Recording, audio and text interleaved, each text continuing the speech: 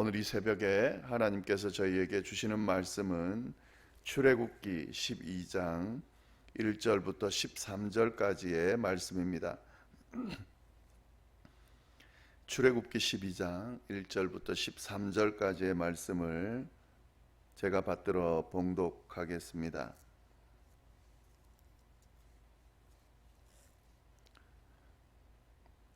여호와께서 애굽 땅에서 모세와 아론에게 일러 말씀하시되 이 달을 너희에게 달의 시작 곧 해의 첫 달이 되게 하고 너희는 이스라엘 온 회중에게 말하여 이르라.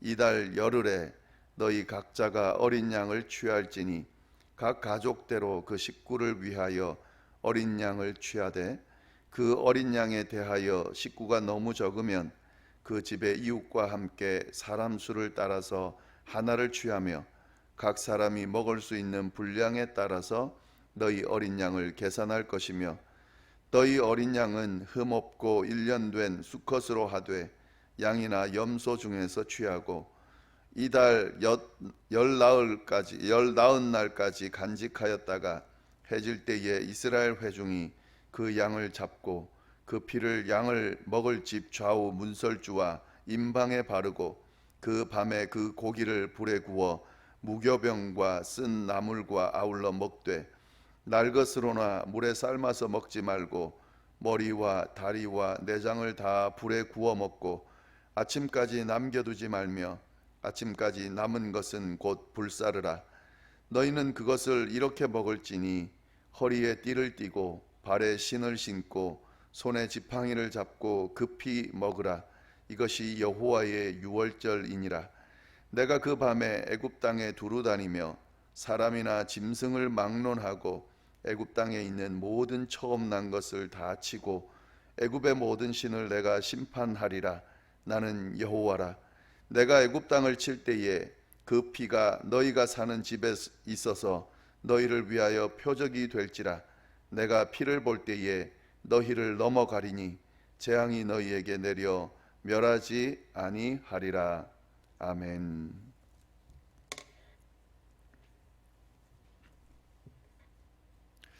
네, 이스라엘 백성들이 출애굽하기 전에 애굽에 내린 10가지 재앙들을 저희가 쭉 살펴왔습니다. 9번째 재앙까지 저희가 나누었고요. 어제는 마지막 재앙인 10번째 재앙에 대한 예고하는 부분까지 저희가 살펴봤습니다.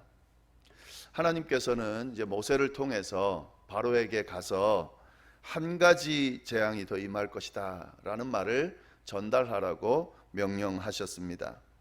그 마지막 한 가지 재앙이 뭐냐면 애굽 땅에 있는 모든 처음 난 것, 그것은 모든 것입니다. 왕 위에 있는 바로의 장자로부터 그리고 몸종의 장자까지, 그러니까 애굽에 있는 모든 사람의 장자들, 처음 난 것은 다 죽일 거다 하는 거죠. 더 나아가서는 사람만 죽는 것이 아니라 모든 가축의 처음 난 것까지 죽을 것이라는 사실을 바로에게 알려주라라고 모세에게 명령했습니다. 그래서 이제 그 마지막 재앙이 일어날 때야 이제 바로가 이스라엘 백성들 애굽에서 보내줄 거다라는 말씀을 전해줬고요. 그래서 모세는 이 말을 바로에게 전합니다. 하나님께서 명령해 주신 이 내용들을 다 전하고 모세가 마지막에 바로에게 뭐라고 이야기하냐면 이제 당신하고, 그러니까 바로죠, 바로와 모든 신하들이 자기에게 와서 제발 이제 애굽에서 이스라엘을 나가게 하겠다라고 그렇게 말할 때 그때까지는 이 재앙이 계속될 거다라는 이야기를 합니다. 이렇게 이제 어제까지 그 이야기를 했고요. 이제 그렇게 되면은 오늘 본문은 그 재앙이 일어나는 그런 내용으로 전개가 될 것이다. 우리가 이렇게 생각할 수 있습니다. 보통 9가지 재앙이 다 그렇게 일어났거든요. 하나님께서 모세에게 이런 재앙이 있을 거다 알려주면 모세가 바로에게 가서 전해주고 그리고 나오면 그 다음에 바로 그 재앙이 일어나는 내용으로 이렇게 전개가 됐는데요. 10번째 재앙을 보면 오늘 본문부터 보면은요, 이렇게 예고된 재앙이 일어나기 전에 어떤 한 내용이 나옵니다. 그래서 애굽에 있는 모든 장자들은 다 죽을 거다 하고 그 재앙이 일어나기 전에 어떤 내용이 나오는데, 그 내용이 바로 오늘 본문, 내일 본문에 나오는 내용입니다. 그 내용이 뭐냐면 유월절 규례에 대한 내용이에요. 하나님께서 유월절 규례에 대한 내용을 정하시고 모세에게 알려주십니다. 그리고 이것을 재앙이 일어나기 전에 행할 것을 미리 알려주셨다 하는 거죠. 네, 그 내용을 좀 보도록 하겠습니다.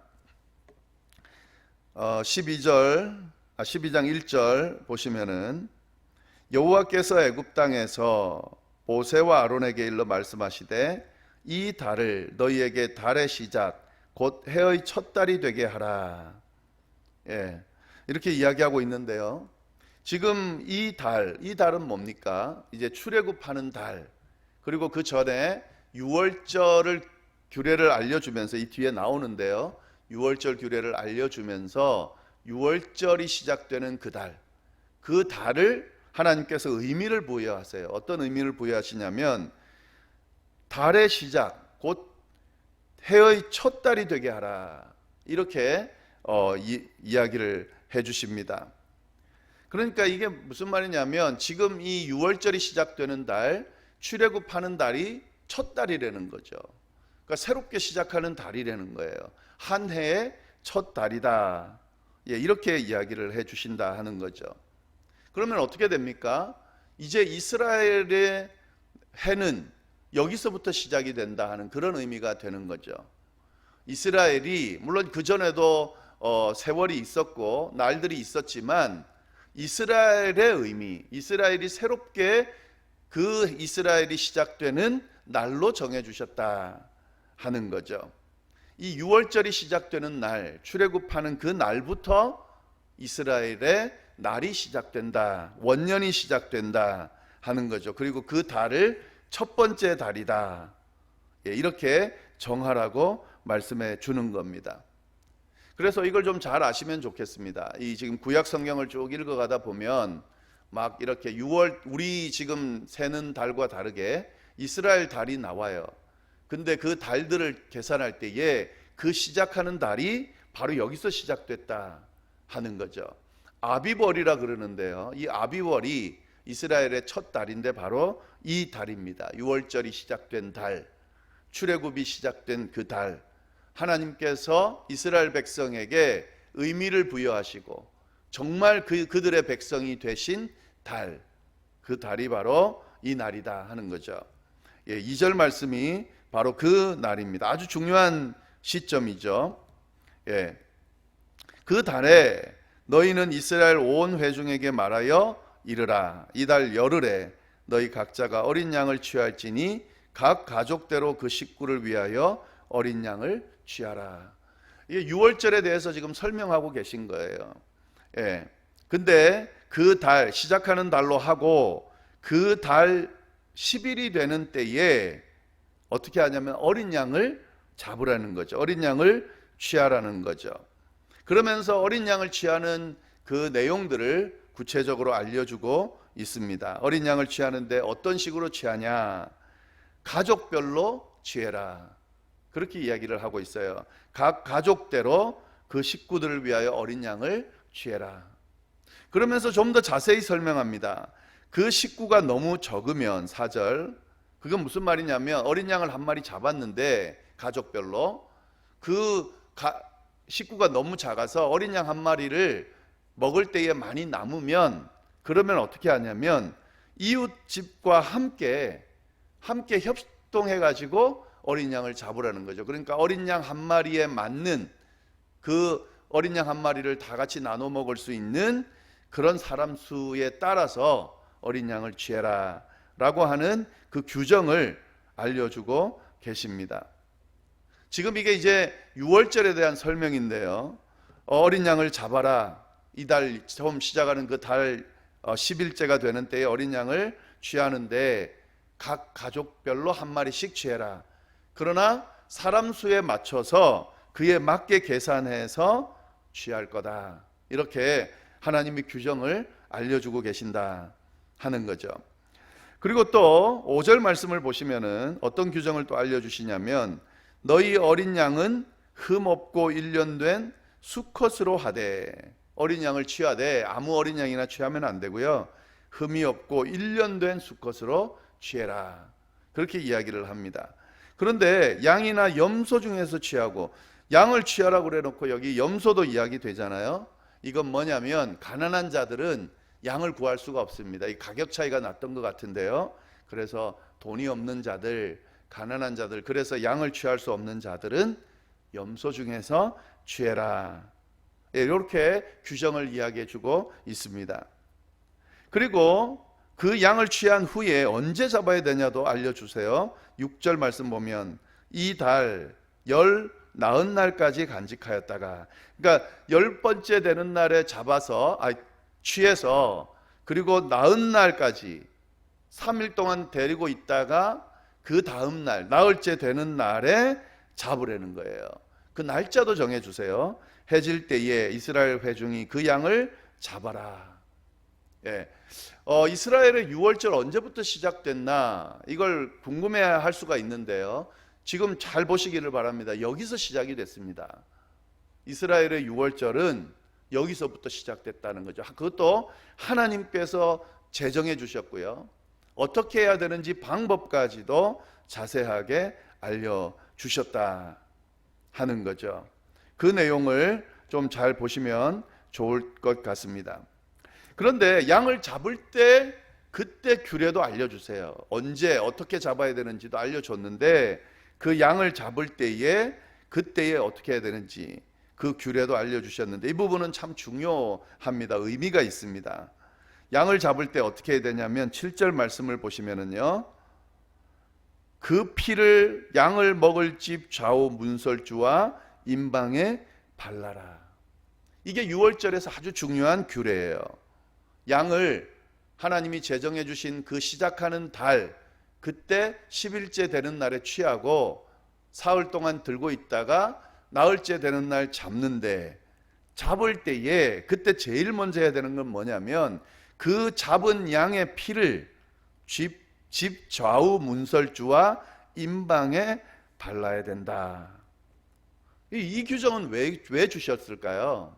이 규정에 대한 설명이 12절 13절에 나옵니다. 12절 13절 읽어보겠습니다. 제가 내가 그 밤에, 그 밤은 이 유월절 양을 잡는 그 밤이죠. 그때에 애굽 땅에 두루 다니며 사람이나 짐승을 막론하고 애굽 땅에 있는 모든 처음 난 것을 다치고 애굽의 모든 신을 내가 심판하리라. 나는 여호와니라. 10번째 재앙을 일으킬 거라는 거죠. 약속하신 대로, 예고하신 대로 애굽에 있는 모든 처음 난 것을 다 칠 거라는 거죠. 그걸 치면서 애굽에 있는 모든 신을 내가 최종적으로 심판할 거다 라고 10번째 재앙을 이제 일으킬 거라는 말씀을 하시면서 13절 말씀, 내가 애굽 땅을 칠 때에 그 피가, 여기서 그 피는 방금 말씀드린 그 양 잡고 난 뒤에 그걸 문설주와 임방에 바른 그 피를 말하는데요, 그 피가 너희가 사는 집에 있어서 너희를 위하여 표적이 된다 하는 거죠. 그렇게 바른 피가 바로 표적이 된다. 어떤 표적입니까? 내가 피를 볼 때에 너희를 넘어가리니 재앙이 너희에게서 내려 멸하지 아니하겠다. 그러니까 지금 하나님께서 이 유월절에 대한 규례를 주시면서 양을 잡아서 제일 먼저 할 일이 양의 피를 문설주와 임방, 그 양을 잡는 문설주와 임방에 발라라 라고 하셨는데, 그 바르는 이유가 뭐냐면 증표가 된다 하는 거죠. 어떤 증표입니까? 애굽 땅에 애굽의 장자들을 다 죽이는 이 10번째 재앙을 일으킬 때에 그 재앙을 건너뛰는, 그 재앙이 임하지 않는 증표가 된다. 그 피를 바른 집은 장자가 죽지 않는다 하는 거죠. 넘어간다 하는 의미가 있어요. 그래서 유월절이라고 하는 이 말의 의미는 넘어간다는 의미가 있습니다. 그 피 바른 집을 넘어간다 하는 거죠. 여러분, 이것이 아주 중요합니다. 애굽 백성과 이스라엘 백성을 구분해서 하나님께서 애굽 백성에게 재앙이 내리고 그리고 이스라엘 백성은 구원한다. 이게 기본 원칙이지만 그 구분이 뭐냐면 그냥 이스라엘 백성이다 이게 되는 게 아니에요. 그 구분이 뭐냐면 하나님께서 이렇게 구체적으로 하신 이 명령을 지켜 행한 사람들, 그 사람들이 바로 하나님의 백성이 된다 하는 거죠. 그 명령이 뭡니까? 양을 준비해서 잡고 그 양의 피를 문설주와 임방에 바르는 것. 그러니까 여러분, 이렇게 되면 어떻게 되냐면요, 만약에 이러면 어떻게 될까요? 애굽 사람인데 이 이야기를 들은 거예요. 이 하나님의 말씀을 들은 거죠. 이렇게 한다는 이 명령을 애굽 사람인데 들은 거예요. 그 이야기를 듣고 그때 양의 피를 잡아서, 그러니까 이 지금 이스라엘 백성에게 주신 명령대로 행한 거죠. 그래가지고 자기 집에다가 그 양의 피를 발랐어요. 어떻게 될까요? 이 10번째 재앙이 애굽 사람이기 때문에 임할까요? 아니면 양의 피를 문설주와 임방에 발랐기 때문에 넘어가게 될까요? 넘어가는 거죠. 네. 이게 지금 중요한 거예요. 만약에 이스라엘 백성인데 이 말씀을 들었어요. 그런데 이게 뭐 그렇게 중요해 하고 양의 피를 문설주에 바르지 않았으면 어떻게 될까요? 이스라엘 백성인데 그것은 재앙이 임하게 되는 거죠. 지금 하나님이 분명히 말씀하셨습니다. 표징이 되는, 건너뛰는 표징이 되는 게 뭐냐면 어린 양을 잡고 그 피를 바른 사람들, 바른 집을 건너뛰겠다. 그것이 표징이 된다고 말씀해 주셨습니다. 이 유월절이 오늘날 예수 그리스도를 통해서 구원받는 것과 연결되는 이유가 바로 여기에 있어요. 예수님이 유월절 어린 양이다 이렇게 표현하잖아요.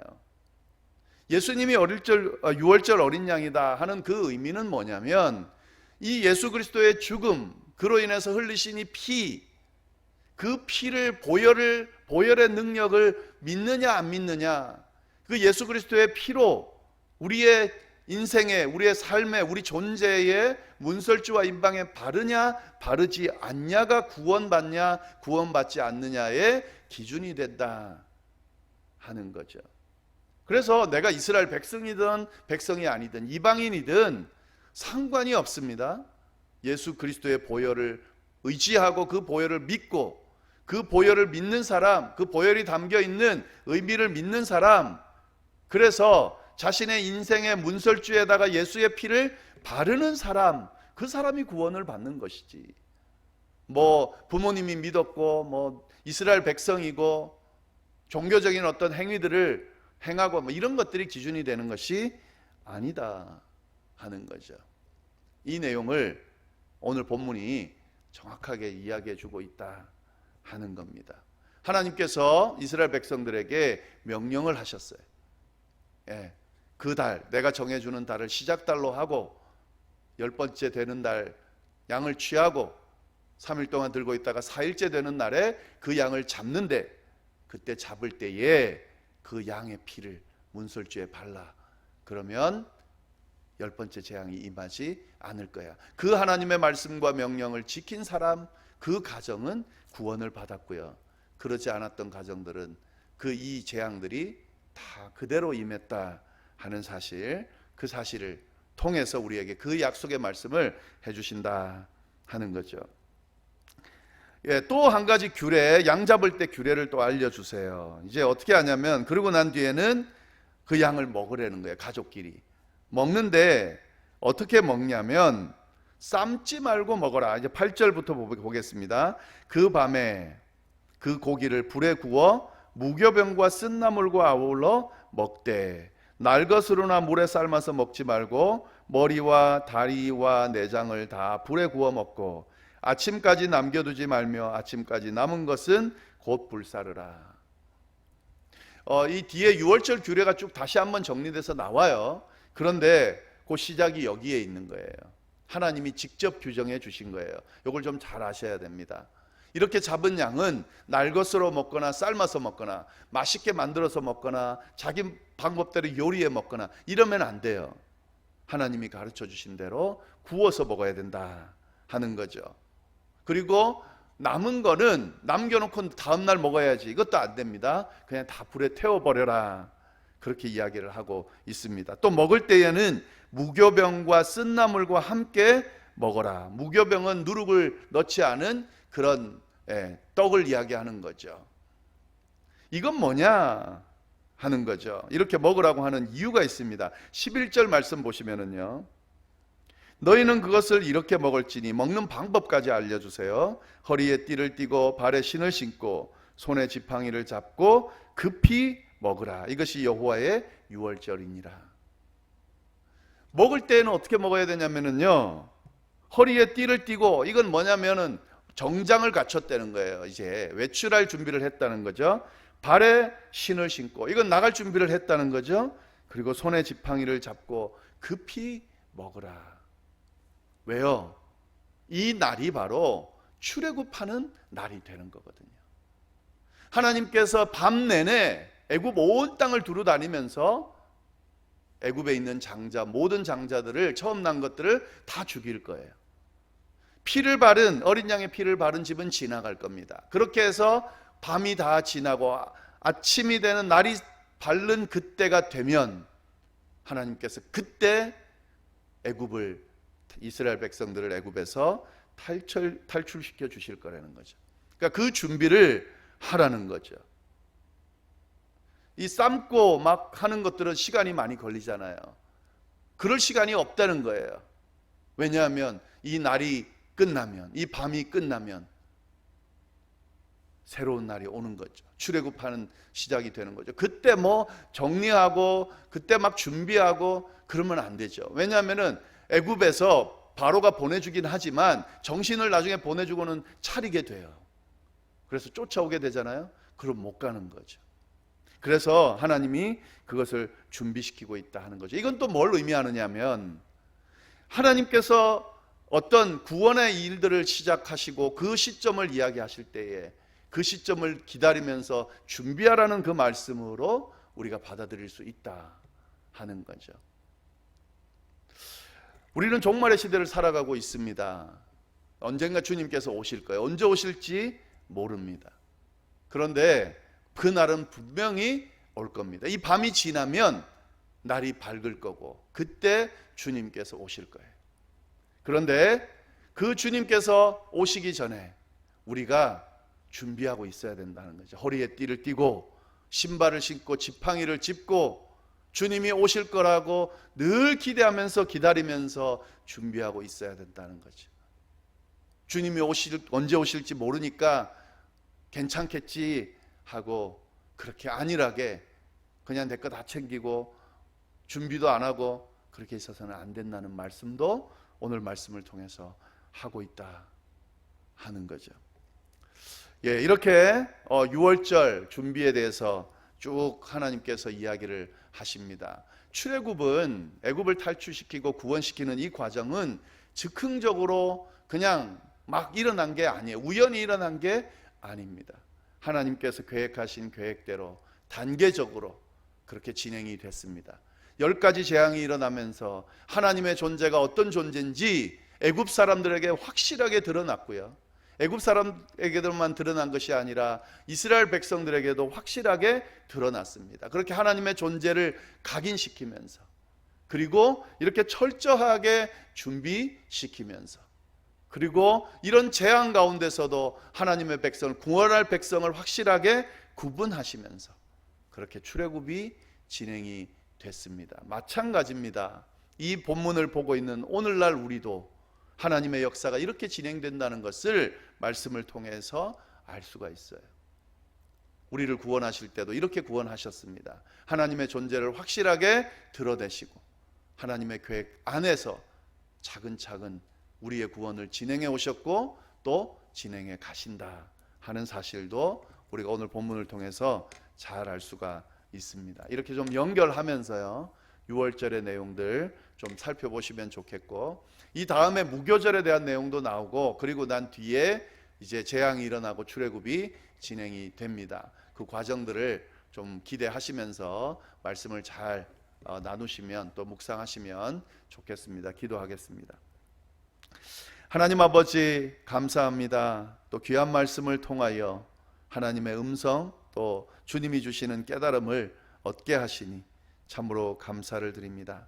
하나님, 이제 10번째 재앙이 일어나고 이제 출애굽이 진행될 텐데, 그때 하나님께서 어떻게 구원받을 자와 구원받지 못할 자를 구분하시는지, 또 이 출애굽이 일어나기 전에 어떻게 준비시키는지, 우리가 이 본문 내용을 보면서 하나님, 우리에게 동일하게 이렇게 다가오신다는 사실을 주님, 우리가 다시 깨닫게 됩니다. 하나님의 이런 섬세하신 세심하신 모습과 또 이런 계획 아래 차근차근 일들을 진행하시는 이 모습을 통하여 우리에게도 그렇게 다가오신다는 사실을 우리가 깨달으면서 우리 주님을 더 신뢰하고 더 붙들고 따를 수 있게 되도록 주여 인도하여 주옵소서. 예수 그리스도의 그 십자가의 보혈로 우리가 구원받았다는 사실을 다시 한번 기억하면서 감사와 찬양을 드리는 오늘 하루가 또 우리의 남은 인생이 될 수 있도록 주여 역사하여 주옵소서.